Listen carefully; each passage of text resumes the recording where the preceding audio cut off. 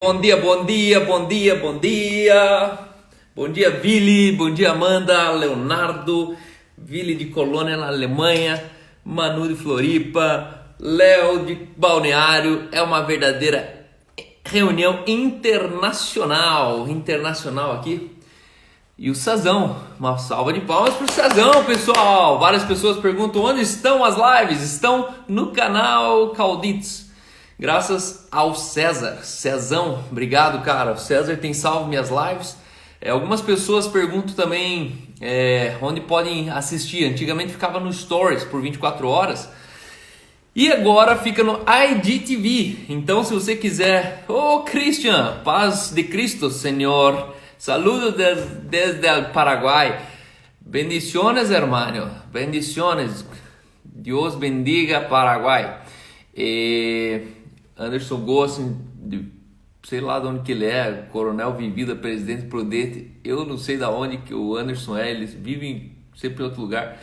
Mas enfim, pessoal, sem muitas delongas, vou chamar já o nosso convidado de hoje, especial, mas eu tenho uma palavrinha para vocês que é de Apocalipse 19:10. Apocalipse 19:10 diz que Jesus é o Espírito da profecia.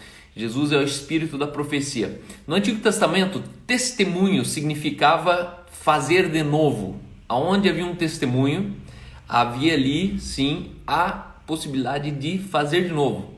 E Jesus se tornou esse testemunho sendo um espírito de profecia. Por isso hoje, de Assis, lá de São Paulo, Assis, São Paulo, eu sempre confundo Presidente Prudente, Assis. E aí, voltando ao meu raciocínio, no Antigo Testamento, testemunho significava que Deus faria de novo, Deus podia fazer de novo. No Novo Testamento, Jesus se tornou a própria profecia do testemunho de Deus sobre a terra. E isso significa que o seu testemunho, ele dá poder, ele tem autoridade para gerar em outras pessoas aquilo que Deus fez em você.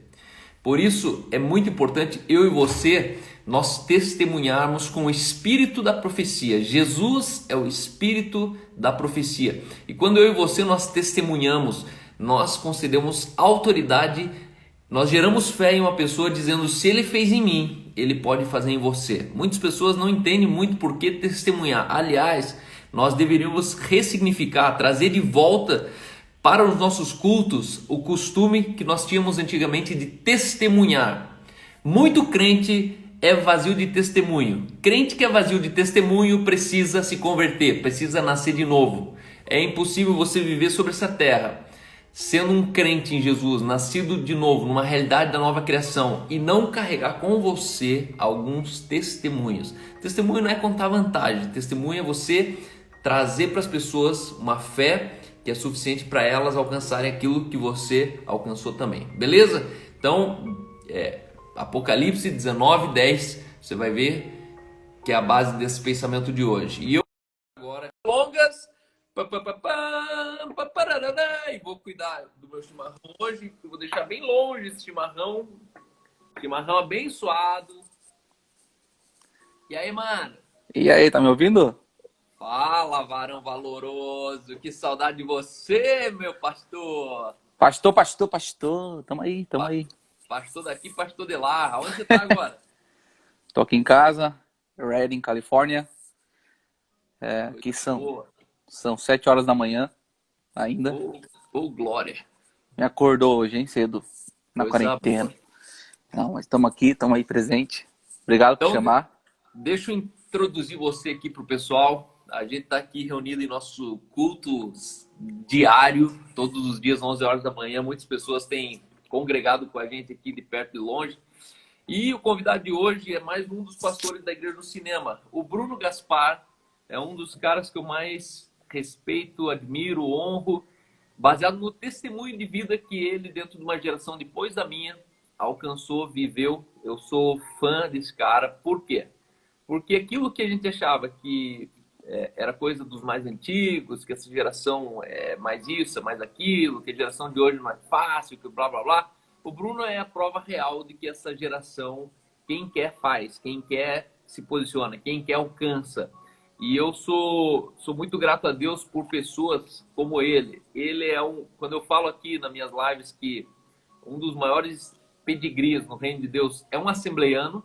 Assembleiano e presbiteriano são dois pedigrizão. E esse cara aqui, eis que estou conversando com um assembleiano raiz, um cara que é fruto daquilo que uma igreja de Assembleia de Deus semeou na vida dele.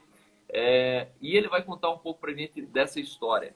Ele tem um testemunho interessante de vida, porque é o seguinte, às vezes a gente pensa que os pais deram certo e algum filho deu errado, e aí a gente pensa que o problema está nos filhos. Ah, o filho deu errado lá. Eu já tive muito esse pensamento. Pô, você quer saber o que os pais estão pregando em casa? Analisa o comportamento e o destino dos filhos. O Bruno, ele tem uma história reversa. O pai e a mãe do Bruno são pessoas espetaculares. E criaram 4 filhos que, na prática, deram muito certo. São 4 famílias. Eles criaram 4 projetos. E no final, depois de muitos anos, eles passaram pela lástima de um divórcio. E aí a conta não fecha. Você fala assim, pô, mas como que um padrão tão alto que gerou 4 famílias, 4 projetos, todos eles hoje estão nos caminhos do Senhor, todos eles têm sonhos de ter filho. Todos vocês, 4 irmãos que eu conheço do Bruno, têm uma fé genuína, têm uma honestidade, vocês são de verdade, brother. No meio de uma geração que faz de conta, você, tua irmã, o Jota, o Christian, vocês, custe o que custar, vocês são vocês. Isso eu respeito demais na família de vocês. E com certeza hoje a gente vai ouvir falar sobre o olhar de um filho, sobre pais que se divorciaram. Você talvez, seguramente deve ter sido talvez a maior decepção da tua vida até hoje. Não sei, não conheço melhor a tua vida assim, mas até onde eu acompanho você nos últimos anos, eu percebi o quanto isso assim foi um pêndulo que soltou de um lado, devastando e ainda está subindo, né? A gente não sabe para onde volta esse pêndulo assim. Mas o fato é que foi dolorido, foi assim uma coisa que você, dentro de você, ficou muito irado, ficou muito assim, tipo, não, como assim? Como assim, mano? Tipo, valores assim, reversos, que você fala, cara, o poste mijou no cachorro, só pode, né?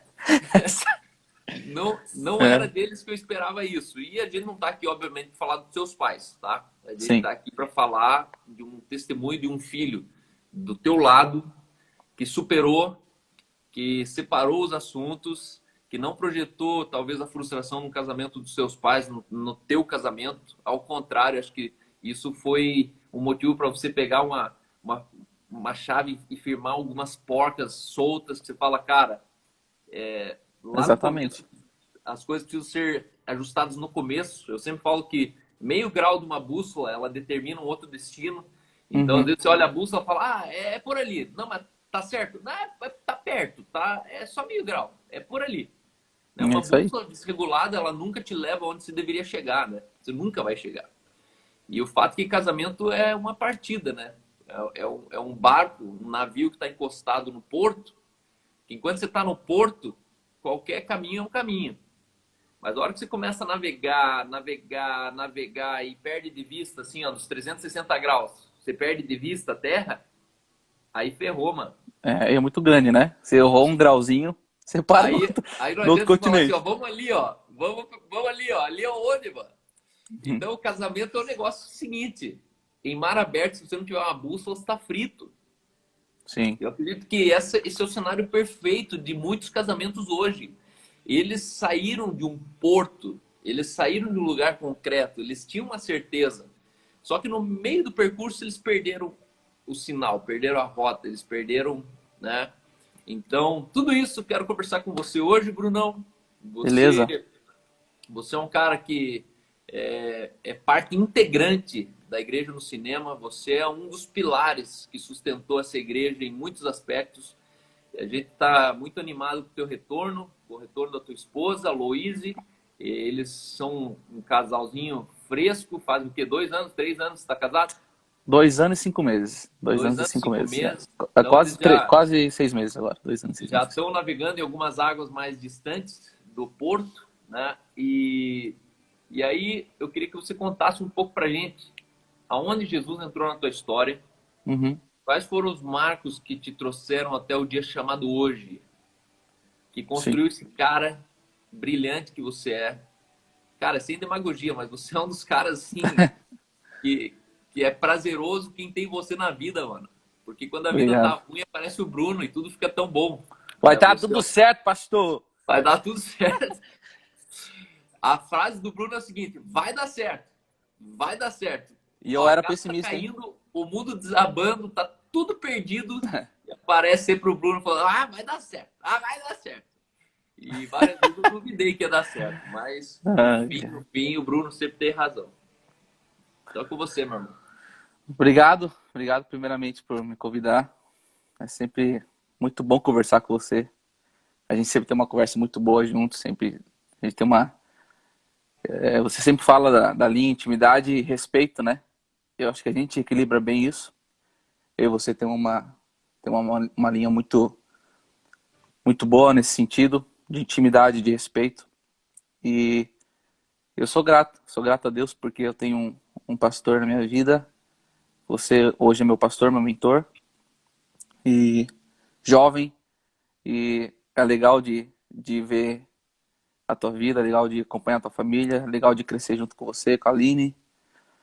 E é uma honra mesmo poder estar aqui com vocês compartilhando hoje.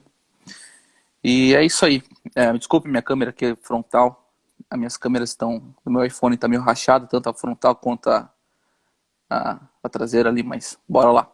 Quando você for para os Estados Unidos, você compra um iPhone. Beleza. Eu compro. Um dia eu compro um novo iPhone. Ai, ai, ai. Com esse dólar aí, rapaz. Meu Jesus Cristo. Eu tô ganhando em dólar, então aproveitando tudo dólar. Não, mas tá de boa. Tá funcionando para ligar, tá tudo certo. Então, pastor, como você falou, eu cresci na Assembleia. Eu cresci num lar cristão, graças a Deus. Meu pai, eu já nasci, meu pai já era pastor. E minha mãe e meu pai me criaram muito bem. Tive uma infância muito gostosa. Eu acredito que também meus irmãos, da mesma maneira. A gente brincou demais, a gente deu muita risada, apanhamos bastante. Mas, mano, a gente teve uma infância maravilhosa, não tenho do que reclamar. Nossos pais sempre nos deram coisas boas, viajávamos juntos, tínhamos festas de natais junto, e assim por diante. A gente cresceu num lar, eu acredito que num lar muito saudável, né? Nesse sentido. Eu lembro que quando eu cresci todo esse tempo na Assembleia, uma igreja tradicional, como a gente sabe. Eu aprendi muita coisa na Assembleia. Então, é óbvio que muita coisa. A pessoa que eu sou hoje, a Assembleia, ela tem uma parte na minha formação, é óbvio, no meu caráter. E toda igreja tem seus efeitos, suas vantagens, enfim. A Assembleia, o que eu levo da Assembleia comigo, ela me ensinou a criar um caráter, assim, de temor com o Senhor. Eu lembro que a gente sempre conversava, você falava quando você era jovem, ainda somos, né? Mas quando a gente era adolescente, Na que você falava solteirice. na solteirice, exatamente. Você falava era sim, sim, não, não, mano. Não tinha essa de ficar em cima do muro. Se você quisesse ser alguém temente a Deus, você era, né? Ou se você quisesse ser um adolescente para lá do muro, fazendo um monte de coisa arada errada, também a gente podia ser. Só que é legal você sempre fala, e eu acredito que para mim também foi a mesma coisa. Eu decidi, eu decidi não ficar em cima do muro, né? Eu decidi crescer. É óbvio que eu tenho meus defeitos e tudo isso, essa coisa arada e tal. Só que eu decidi ficar do outro lado do muro. Decidi ficar do lado de Deus, no lado de ter temor, de ter sabedoria, de poder, antes de fazer uma cagada, pensar 10 vezes: será que eu faço isso? Acho que não é uma boa fazer isso, não. Então, eu acredito que acredito não, na Assembleia eu cresci muito em temor. Eu acho que isso mudou muito o meu caráter. Tinha questão dos costumes, mas isso não vem ao caso, que essa é a parte chata, é religião. Essa parte que Mas você sobreviveu. essa parte eu sobrevivi. mas a questão de temor, de reconhecer que existe um Deus, que existe um Pai. E desde aquela época eu já sentia que existia um Deus, que existia um Pai, que eu já era filho. E mesmo não tendo pregações focadas nesse sentido, de você é filho, pá, você é um cara que nasceu para reinar, tem a eternidade, tem tudo isso aí, tem um reino, o reino é agora, precisa reinar agora, e toda essa coisa lá que a gente aprendeu depois. Eu já tinha esse sentimento dentro de mim, eu sou um filho, cara, existe um Deus que olha para mim, sabe? Que olha para mim, que ele me fez, que ele tem um propósito na minha vida. E assim como eu tenho muitos amigos que eram da Assembleia também, que foram moldados lá dentro e que levam muitas coisas boas e que são pessoas incríveis hoje. Eu lembro dos meus amigos da época, Rafael Sens, Thiago Banza, o B2, todos esses caras aí estão na igreja, estão pregando. Então, cara, é muito prazeroso ver isso, é muito prazeroso poder, que nem você, poder olhar para trás e ver pessoas que até hoje continuam sendo uma geração de valor, sendo padrões entre os fiéis, como você fala. E, e também eu sou muito grato a Deus por ter meus 3 irmãos na igreja. Todos eles são crentes. O Júnior, a Fabiano, o Christian, são pessoas incríveis, têm filhos, como você disse, são famílias.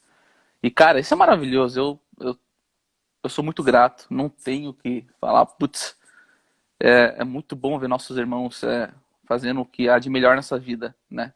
É impactar as pessoas com o reino de Deus, é trazer para a terra o reino de Deus e ser bênção na vida das pessoas. Isso é muito legal. Eu fiquei na Assembleia acho que até meus 22 anos, por aí. E daí eu lembro que o primeiro aí na Inc, acho que foi o Christian, né? Ele começou antes que eu. Ele começou bem. Eu entrei na Inc quando acho que tinha 6 meses, por aí. Um pouquinho antes. O Christian já entrou, já cantava, eu me lembro. Eu era da Assembleia ainda e tal. E daí eu saí da Assembleia, eu passei 6 meses nos Menonitas, ali na Cruz Verde, ali no Boqueirão. Eu saí da igreja da Assembleia, eu tava meio numa fase assim que eu não aguentava mais, tipo, algumas coisas relacionadas a costumes. Alguns costumes que eu acredito que machucam muitas pessoas hoje. E daí eu saí e eu precisava de um lugar novo. Eu fiquei 6 meses ali na Cruz Verde. Foi muito bom também. Aprendi com eles como ser uma comunidade, a como confiar um no outro.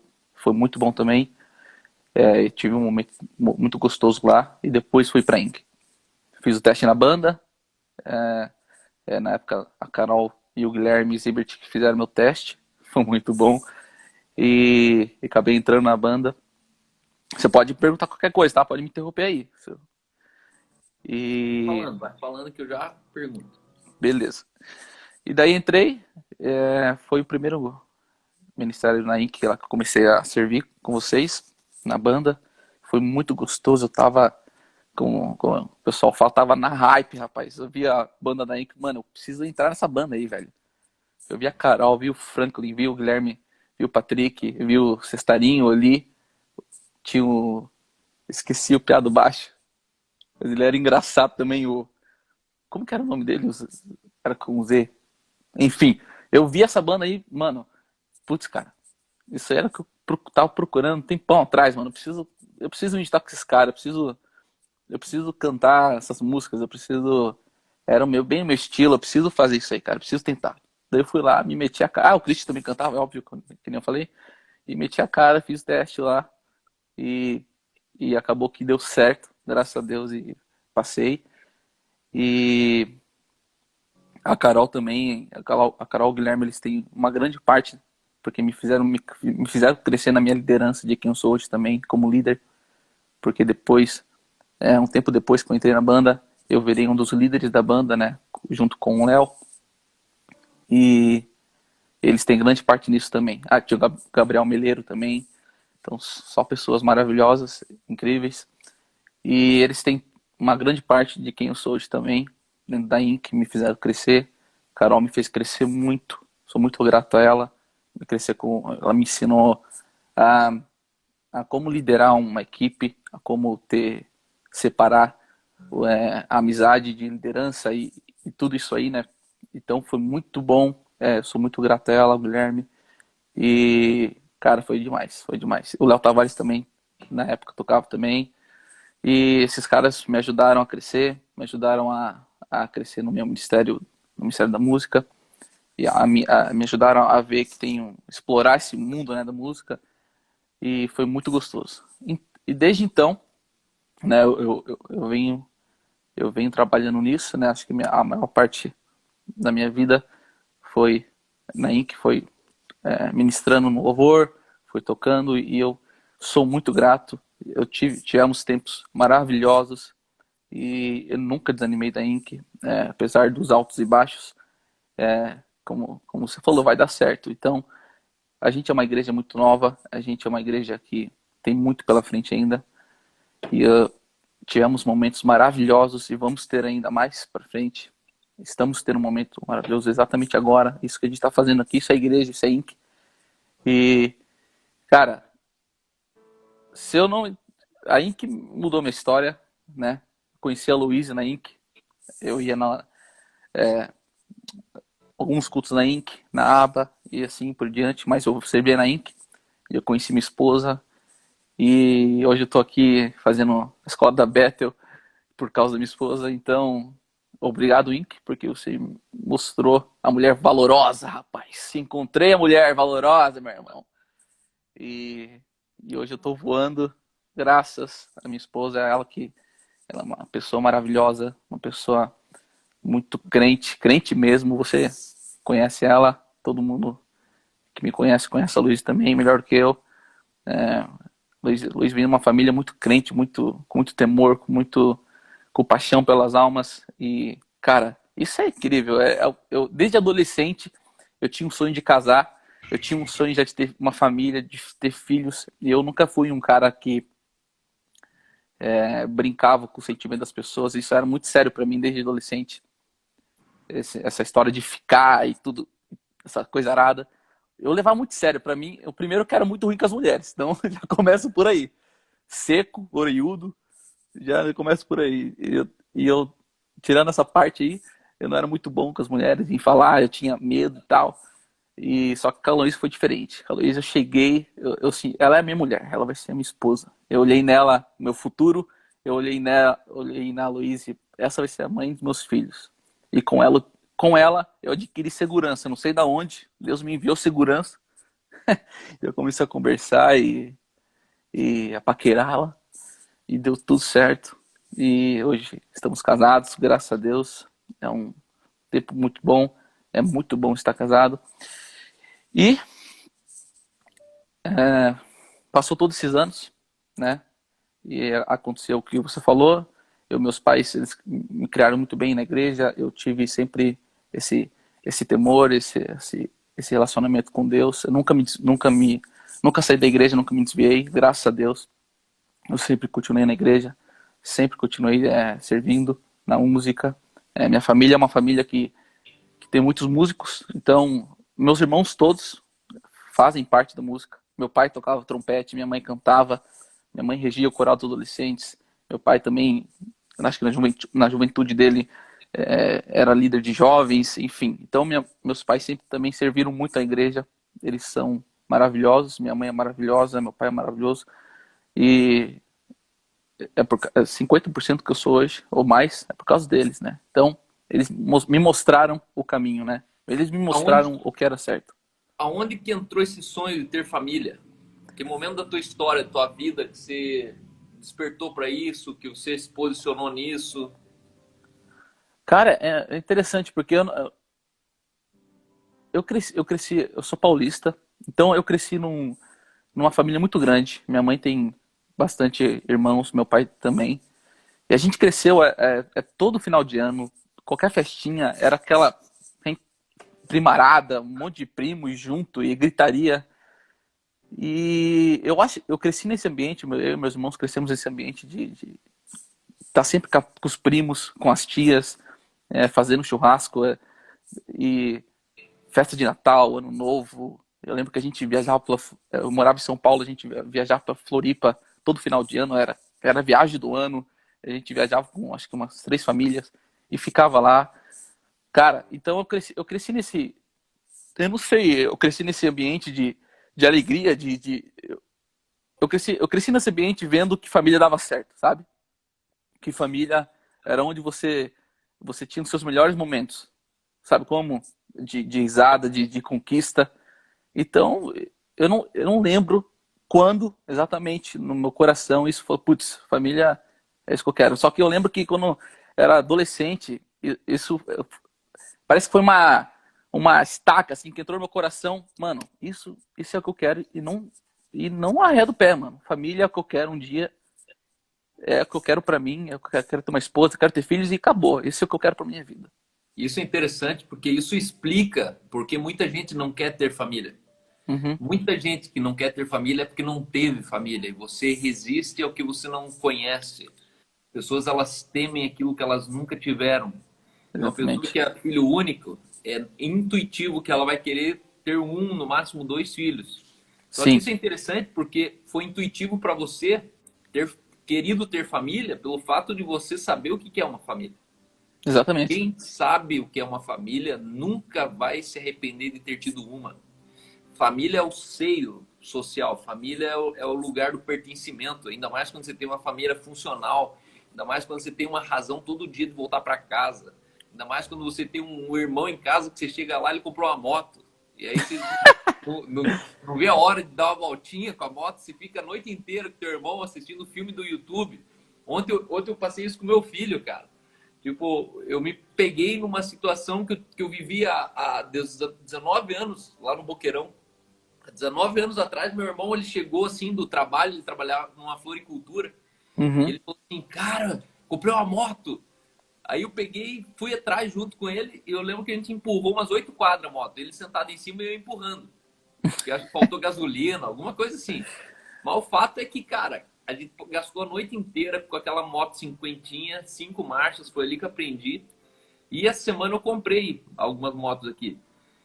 E aí, ontem eu fiquei a noite inteira com meu filho e me peguei com meu filho de novo, cara, olhando, fazendo o que eu vou mudar na moto, qual guidão que eu vou pôr, como é que eu vou mudar o pneu e eu quero deixar ela com outra cara e não sei o quê. E na verdade isso só acontece em família. No fundo, Uhum. quando você tem isso dentro da tua casa, todo dia, assim, ó, todo dia, um filho, um irmão teu tem moto, mas o outro chegou com o carro. A outra Sim, está viajando para a Alemanha, a outra foi para não sei aonde. De repente você tem razão de chegar em casa. Né? Então, isso é uma coisa muito importante na tua fala, que foi intuitivo, foi subconsciente, que você ostentou, você almejou família. Mas eu queria voltar um pouco atrás, que você tocou num assunto muito importante, chave, irmão. Chave, chave, chave. O temor do Senhor é o princípio da sabedoria. exatamente. E a prova que muito dessa geração ela é estúpida e burra é porque ela é desprovida de temor do Senhor. Eu Sim. acredito que nenhuma geração antes, nenhuma, do que essa presente agora. Geração assim que eu digo assim dos 18, 20, 22 anos, nenhuma geração era tão pretensiosa quanto essa geração com 20 anos.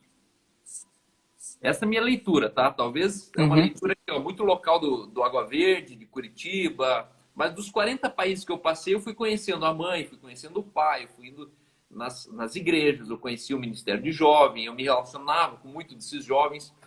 E uma das coisas assim que Deus tem falado muito comigo assim, ó, que o temor se perdeu.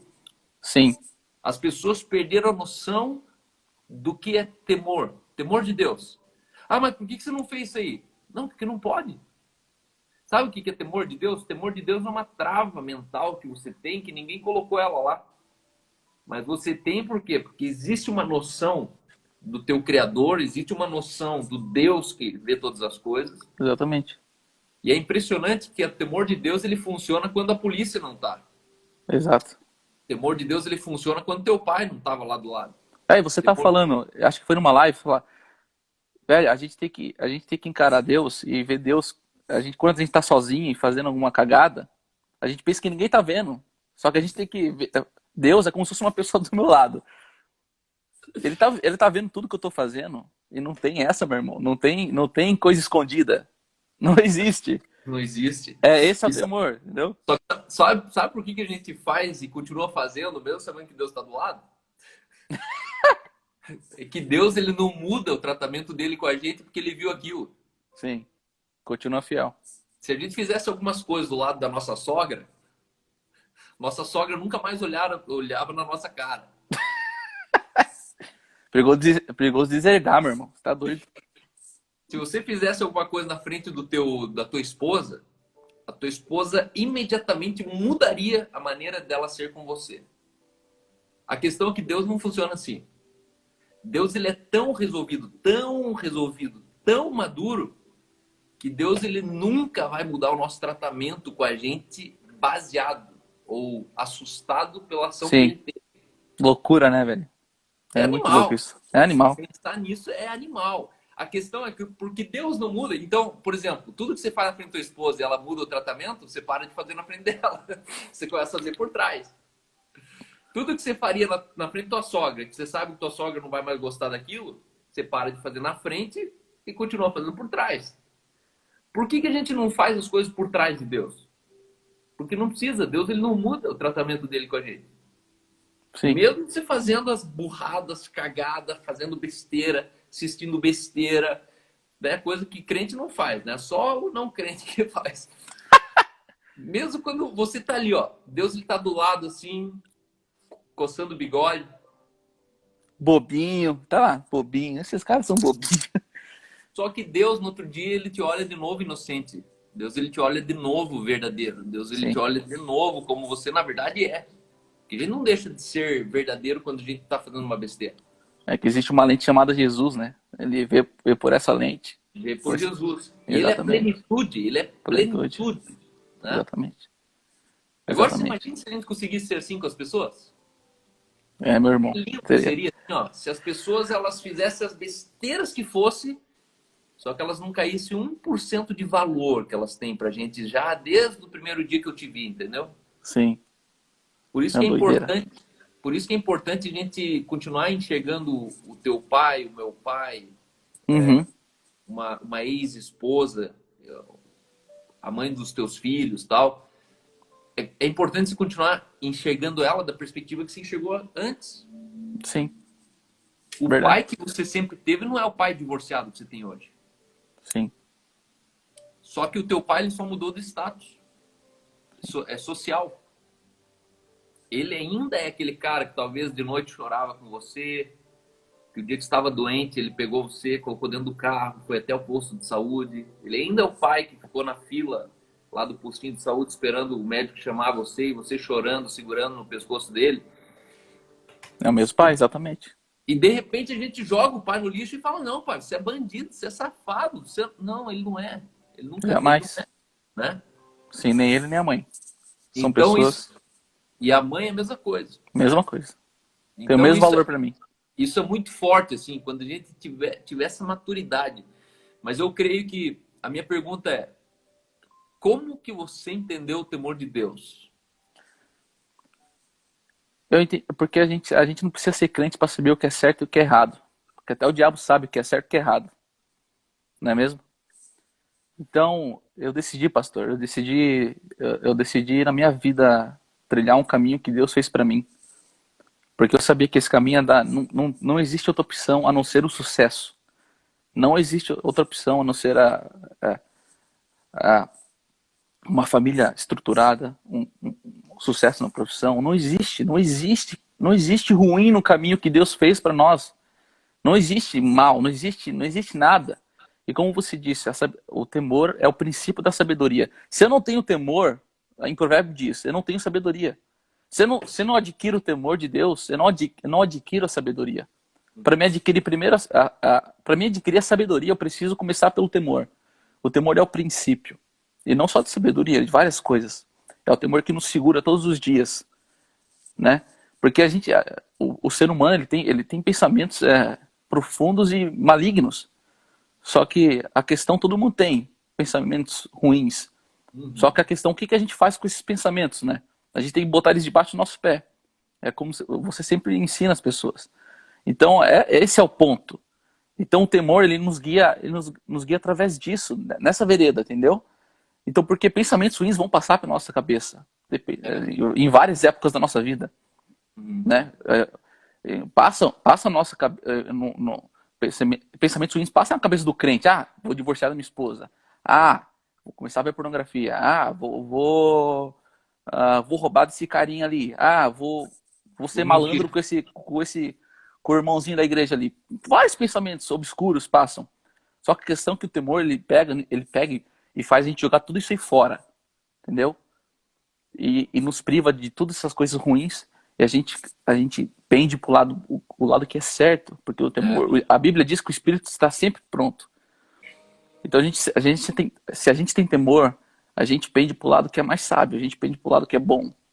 E isso nos guia durante a nossa vida inteira, nos guia até o sucesso. Isso nos guia até uma família maravilhosa, isso nos guia a criar nossos filhos da maneira certa, isso nos guia a ser pessoas humildes, isso nos guia a ser pessoas generosas, que ajudam as outras pessoas. E assim vai. Eu acho que o temor ele é uma base muito forte, tem que estar afirmado em nossa vida o tempo todo, durante a nossa vida inteira, porque a gente tá aqui na Terra, a gente tá num corpo corruptivo.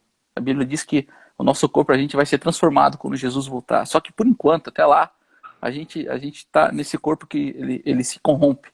Então o temor ele nos priva de tudo isso que é mal, de tudo isso que é ruim e nos leva para o lado que é bom, nos leva para o lado que é justo e nos mantém nesse lado. A evidência E do temor, a evidência que uma pessoa tem temor é a dimensão das palavras que ela usa. sim, Né? A Bíblia diz que a morte e a vida estão no poder da língua. A língua uhum, está falando do poder da palavra. Uma palavra ela tem exatamente, poder para levantar, uma palavra tem poder para derrubar, destruir uma pessoa. exatamente, E hoje se perdeu a noção de que a boca é minha, mas as palavras não são nossas. E aí, imagine que a palavra, imagine assim, tipo, que o mundo, imagine se todas as palavras tivessem em prateleiras no mundo, assim. Você chega no mercado, tem palavras na prateleira. Você chega no hospital, tem palavras no hospital. Você chega na escola, tem palavras na prateleira da escola, no corredor. E a questão é que a gente furta algumas palavras. Assim como a gente furta algo e põe no bolso, põe na mochila, leva para casa, existem algumas palavras que a gente furta, que a gente fala, mas não era nossa essa palavra. Essa palavra não poderia ser falada por mim, por quê? Porque isso não tem a ver comigo, isso não é meu assunto. Isso não é uma verdade sobre mim, isso é uma verdade de alguém outro. Na minha boca, essa verdade de alguém outro pode se tornar uma hipocrisia, pode se tornar uma mentira, pode se tornar letal. E aí o que eu percebo? Que as pessoas, a geração hoje, ela fala desmedida. uhum, Ela usa as palavras desmedida. exatamente, Então, existem algumas pessoas assim que, que falam mal de pastores, que falam mal de diáconos, de presbíteros, falam mal de irmãos da igreja, que eles não têm noção do juízo que eles estão trazendo para si mesmo. Davi tinha essa noção. O dia que ele chegou para matar Saul, sendo aclamado pelo povo para ser rei, e sabendo sim, que Saul tinha pisado na jaca com Deus. Imagine que Saul, a sentença, a falência de Saul já estava determinada com já Deus. decretada, né?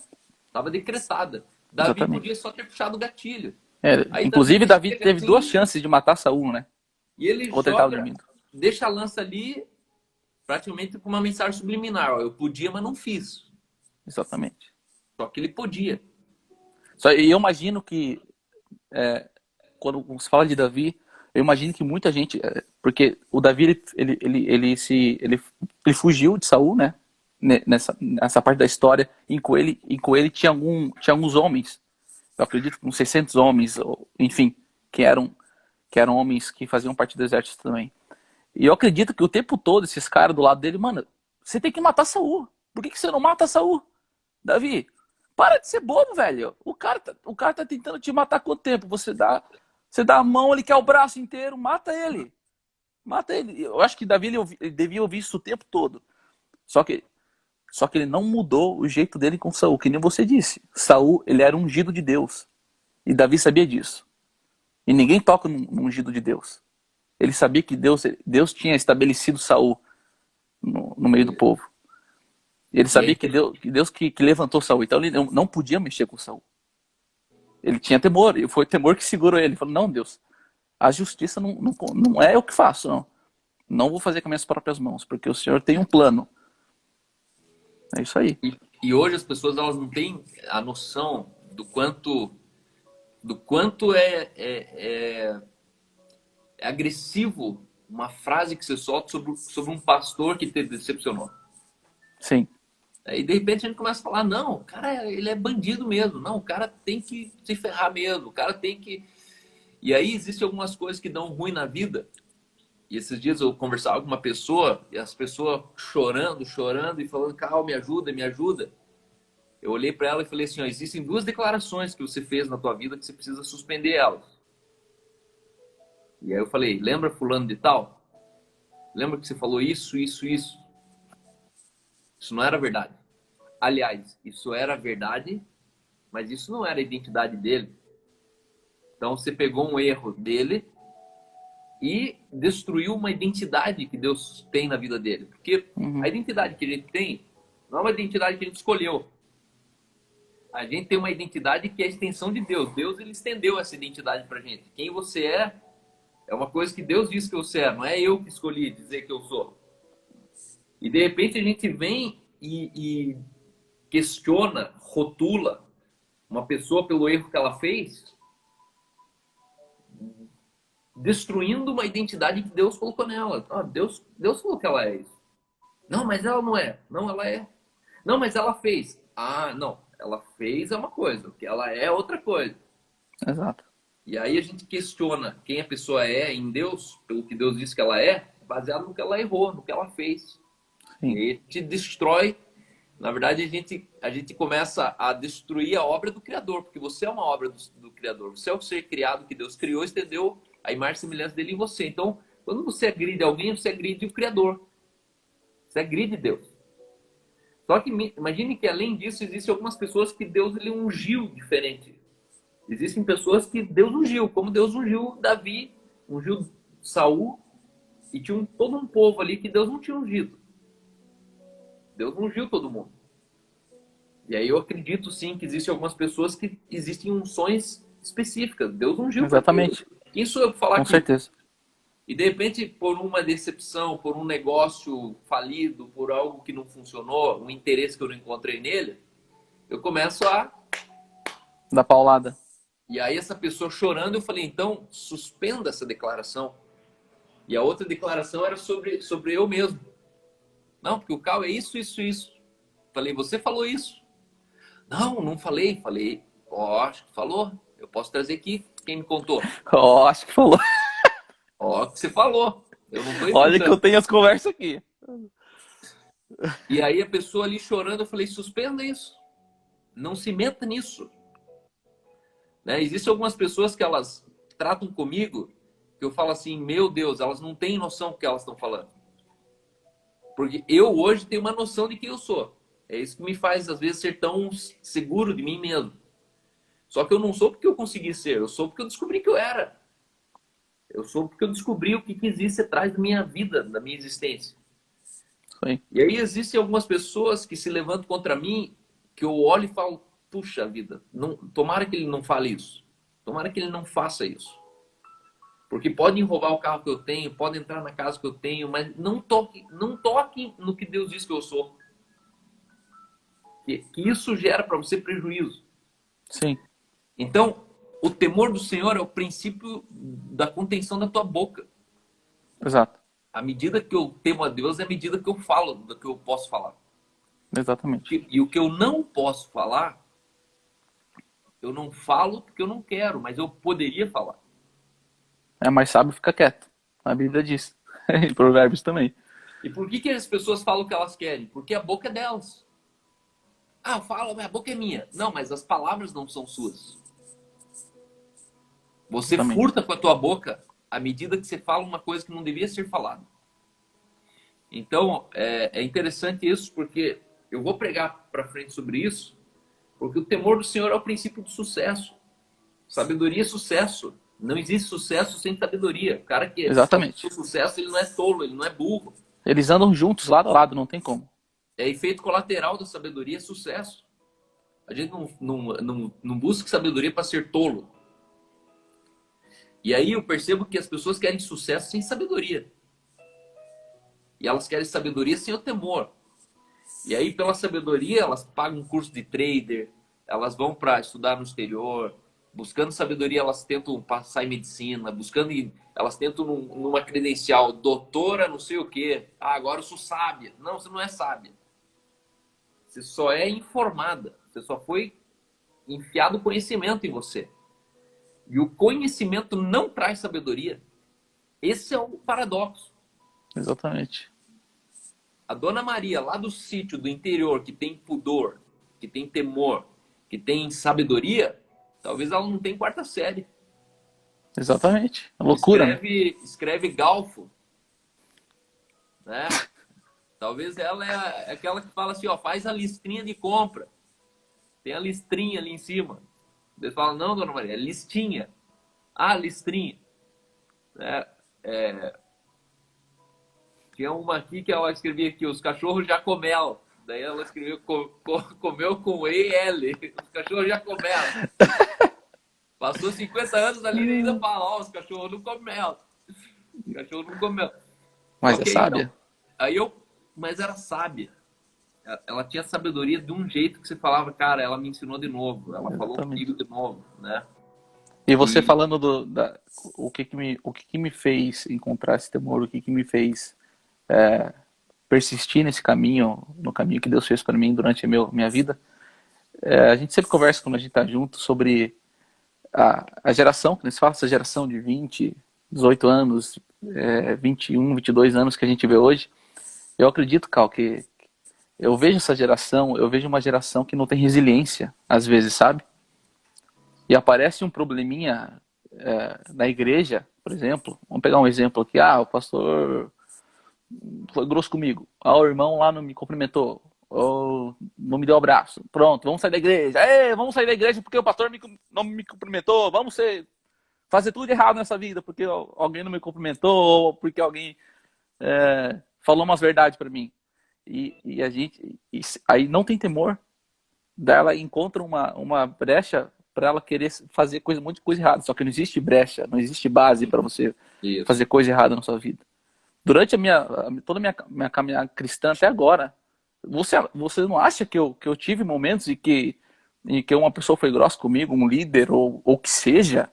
Mas é claro. Só que a questão é para onde a gente tem que olhar? Nosso alvo é Jesus Cristo, mano. Eu lembro uma vez, por exemplo, a gente é amigo, então eu vou falar aqui porque a gente é amigo. Eu lembro uma vez no Fala culto. aí. Tava ministrando louvor e tinha o diretor de programação, que foi engraçado.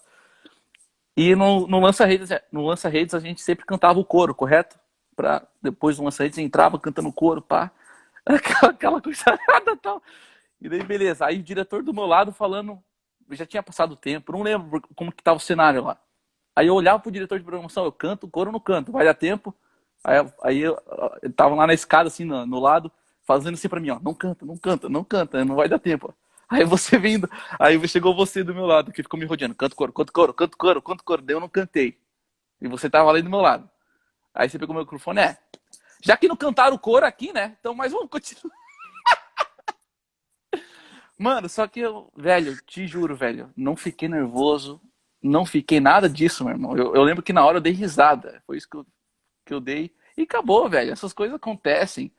Se a gente não aguentar um negócio desse, mano, e achar que tá tudo perdido por causa de um momentinho tão pequeno como esse, a gente joga fora tudo que a gente construiu na nossa vida, né? Uhum. Então, eu sou muito grato por existir esses momentos, porque esses momentos moldam a gente para melhor. Esses momentos nos fazem crescer, nos fazem ficar mais alerta. Sabe como? Então, esse é um exemplo pequeno. Uma pergunta que fizeram aqui é interessante, a diferença de conhecimento e inteligência. Visto que conhecimento não é sabedoria. Visto que a sabedoria não depende da inteligência. Sim, Existe muita gente inteligente que tão inteligente ele perdeu a capacidade de ser sábio. exatamente. É muita Porque não, inteligência. não E é muito, aí não é a mesma eu coisa, diria exatamente. que eu diria que conhecimento é a é uma informação que informa, entra para dentro. Sabedoria, a inteligência é inerente ao ser humano, é a capacidade cognitiva mental de você assimilar. Uhum. Isso, a inteligência está dentro, o conhecimento está fora. E aí, na verdade, eu recebo conhecimento na minha inteligência. E a inteligência é a nossa habilidade de sinapses. Quando a Exatamente. De sinapse ela é processar mais essas rápida, informações, exatamente. processamento de informações cognitivas. Só que a sabedoria está fora desses dois campos. Sabedoria talvez está no campo das emoções. Por isso que a inteligência emocional, para mim, hoje, é a terceira inteligência, talvez uma das mais importantes, a segunda mais importante. Hoje o ser humano é constituído de três inteligências: espiritual, intelectual e emocional. Exatamente. E eu acredito que a primeira inteligência mais importante do ser humano hoje é emocional. Porque a emocional me capacita para entender e discernir a espiritual. O ser humano, muitos séculos, pensaram que o ser humano ele era um ser racional que sentia. E, na verdade, se descobriu que ele é um ser emocional que pensa. Ele é um ser que sente, mas também pensa. Ele é um Uhum. ser emocional, 100%. Nós somos emocionais. Um pensamento, ele muda toda a tua condição celular. Um Exatamente. pensamento, ele enferma teu corpo. Assim como um pensamento tem poder de enfermar um corpo, o pensamento tem poder de vigorar, de revigorar um corpo. Né? Por isso que a obesidade tem mais a ver com problema de depressão mental do que de exercício físico e alimentação. Por quê? Porque foi um pensamento que me fez desistir. Quando eu desisto, minha célula, meu metabolismo, ele desiste. Sim. E aí você fica letárgico, fica obeso, você fica indisposto. Então, mas voltando aqui no raciocínio, a gente precisa resgatar o temor do Senhor na nossa Exatamente. coletividade, no nosso contexto. Exatamente. O temor do Senhor ele precisa voltar a ser o princípio básico nosso. Temor a Deus, filho. Teme a Deus, filho. Meu Deus. Eu percebo assim que uma época da minha vida eu estava falando muito palavrão, descabido, assim, né? E na verdade eu falei sempre desde a infância muito palavrão pelo contexto de vida que eu cresci. Eu cresci no meio da bandidagem, então lá era a linguagem comum, né? Isso para Sim. gente não tinha diferença, não ofendia. É chamar de cuzão, falar, ó, você é um bosta, tá? Ai, cara, isso é engraçado, velho. E aí eu lembro quando eu cheguei nos Menonitas, eu fui falar cacete, e os caras falam cacete. Eu falei, ué, mas cacete? O cacete, pegar o cacete e dar o cacete. Nossa, meu Deus! Por, por isso que eu falo que quando eu cheguei na Menonita, eu achava que minha vida com Jesus era branca. E daí conheci umas pessoas ali que eu percebi que eu era bege. Sabe, o branco gelo e o branco neve, assim, quando você vai pintando uma parede. Fala, não, a parede é branca, então vamos pintar de branco. Mas quando você vai pintando de branco, você vê, cara, era bege a parede tava, né? E o meu cristianismo ficou bege quando eu encontrei gente que era ainda mais temerosa de Deus, tinha mais temor de Deus ainda. E aí, a partir disso, eu comecei a segurar. E a Aline, ela é uma tartaruga, assim. A Cada Aline é palavra justiça em pessoa, rapaz. A Aline, tá louco? e Não cada existe palavrão que eu, iniquidade na. que eu falava encolhia a cabeça, assim, ó. Sabe quando a tartaruga esconde a cabeça? Até hoje, assim. Eu falo as coisas, parece que ela não desistiu. Ela, 13 anos de casamento depois, 17 anos que eu tô com ela ainda fala assim, não fala assim, não fala assim. E aí eu comecei a falar, não, o que eu prefiro? Que ela comece a usar essa linguagem chula ou que eu comece a parar de ser assim em casa? Só que aí, Exatamente.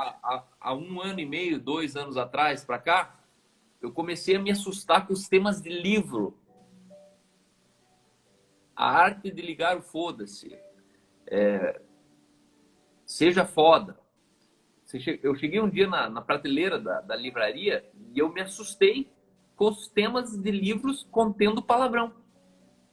Que virou normal, né? Na linguagem das pessoas, né? Do E esse é vocabulário. o ponto que o normal disse que é normal dentro da igreja. Exatamente. Porque todo mundo escreve livro assim, se encontra o cara na igreja falando palavrão. Eu, por exemplo, não sou... eu não faço apologia ao palavrão. Eu nunca vou incentivar alguém a falar palavrão. Ao contrário, na frente dos meus filhos eu não falo. Se eu não falo na frente dos meus filhos, por que alguém devia falar, então? Só que isso não elimina o fato que às vezes eu falo palavrão. Mas eu não incentivo ninguém a falar. Exatamente. Não, né? Só que as pessoas, elas acho que para mim palavrão não tem nada a ver. Então elas vivem falando palavrão comigo. Gente da igreja. Daí eu olho e falo, sei. Tentando ser cool com o pastor. O cara não fala palavrão com ninguém, mas vai falar comigo, ele pensa que eu falo palavrão e que ele pode falar comigo. E aí o que eu percebo? Ali está uma evidência que perderam o temor.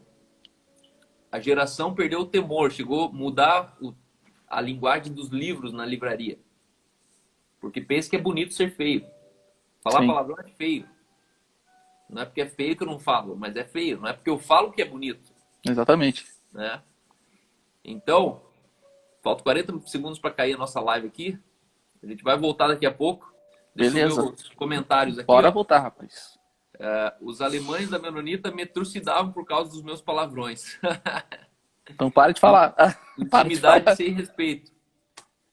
PQP, Cal, quanta verdade. Temor mais sabedoria igual sucesso. Bruninho, meus ex-chefinhos. Então tá aqui com... Vamos lá, eu vou desligar aqui. A gente já Beleza, me chama de novo.